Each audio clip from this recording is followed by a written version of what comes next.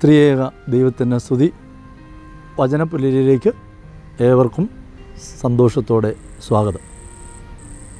പ്രിയമുള്ളവരെ, മറ്റുള്ളവർ നമ്മെ ബഹുമാനിക്കുവാനായി നാം ചെയ്യേണ്ട രണ്ടാമത്തെ കാര്യമാണ് നാം ഇന്ന് പഠിക്കുന്നത്.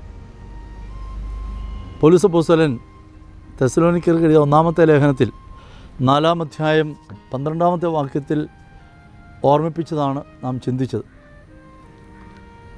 നിങ്ങൾ ശാന്തരായി ജീവിക്കുക എന്നത് നാം പഠിച്ചു. ഇന്ന് സ്വന്തം കാര്യങ്ങളിൽ നിങ്ങൾ ശ്രദ്ധാലുക്കളാകണം എന്നാണ് അദ്ദേഹം ആവശ്യപ്പെടുന്നതായിട്ട് നാം പഠിക്കാൻ പോകുന്നു. പ്രിയമുള്ളവരെ, ശ്രദ്ധ ചെലുത്തേണ്ട ഒരു പ്രധാനപ്പെട്ട ഭാഗമാണ് സ്വന്തം ഉത്തരവാദിത്വം. ഈ ഒരു കാലഘട്ടത്തിൽ ഓരോരുത്തരും ചെയ്യേണ്ട ഉത്തരവാദിത്വത്തെക്കുറിച്ച് അവരവർ പലപ്പോഴും ബോധവാന്മാരല്ല.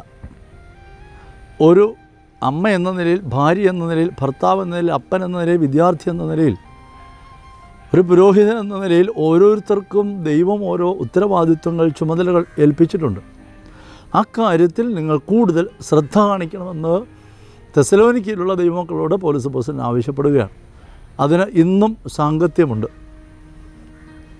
ഇന്നത്തെ ദിവസം എനിക്ക് എൻ്റെ ഉത്തരവാദിത്തങ്ങൾ എന്താണെന്ന് മനസ്സിലാക്കാൻ കഴിഞ്ഞിട്ടുണ്ടോ, അത് നന്നായി ചെയ്യാൻ എന്നെക്കൊണ്ട് പറ്റുന്നുണ്ടോ എന്നാണ് നമ്മൾ ഒരു ദിവസം ആരംഭിക്കുമ്പോഴും അവസാനിക്കുമ്പോഴും ശ്രദ്ധിക്കേണ്ട ഒരു കാര്യം.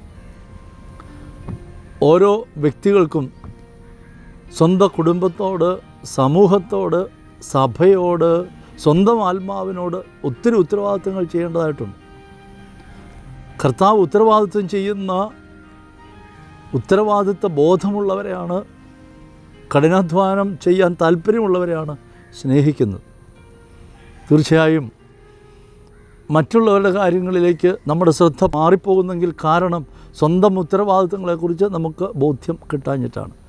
മറ്റുള്ളവരുടെ കാര്യങ്ങളെക്കുറിച്ച് അവരുടെ ഭവനങ്ങളിൽ ചെന്ന് തിരക്കുകയും പല കാര്യത്തിൽ അനാവശ്യമായി ഇടപെടുകയും ചെയ്യുന്ന ചെറുപ്പക്കാരികളായ വിധവമാരെ നിങ്ങൾ ശുശ്രൂഷ കാര്യങ്ങളിൽ നിന്ന് മാറ്റി നിർത്തണമെന്ന് എഫേസൂസിലെ ബിഷപ്പായ തീമോഥെയോസിനോട് പൗലോസ് അപ്പോസ്തലൻ പറയുന്ന ഒരു ഭാഗം 1 തെസ്സലോനിക്കർ 4:11 തുടങ്ങിയ വാക്കുകൾ നമുക്ക് കാണാനായിട്ട് പറ്റും.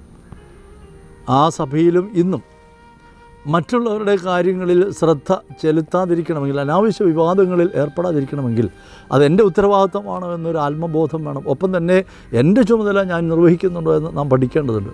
അത് ഇന്നത്തെ ദിവസം നമുക്ക് ചിന്തിക്കാം.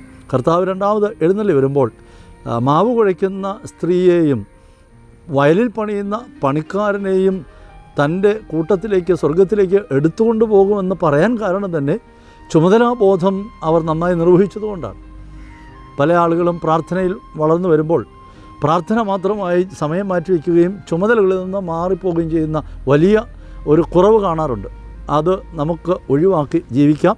തീർച്ചയായും സ്വന്തം ചുമതലകൾ, സ്വന്തം ഉത്തരവാദിത്തങ്ങളിൽ കൂടുതൽ ശ്രദ്ധ ചെലുത്തുവാൻ കുഞ്ഞുങ്ങളുടെ പഠനത്തിലും അവരുടെ ആരാധന വളർച്ചയിലും സ്വഭാവ വളർച്ചയിലും മാതാപിതാക്കൾ എന്ന നിലയിൽ വിദ്യാർത്ഥികൾ തങ്ങളുടെ ചുമതലകൾ നിർവഹിക്കുന്നതിൽ, പഠനകാര്യങ്ങളിൽ കൂടുതൽ ശ്രദ്ധ ചെലുത്തി കൂടുതൽ അനുഗ്രഹിക്കപ്പെടുവാൻ ദൈവം തന്നെ പരിശുദ്ധാത്മാവ് വഴി നമ്മെ സഹായിക്കട്ടെ എന്ന് പ്രാർത്ഥിക്കുന്നു. ദൈവം നമ്മെ അനുഗ്രഹിക്കട്ടെ.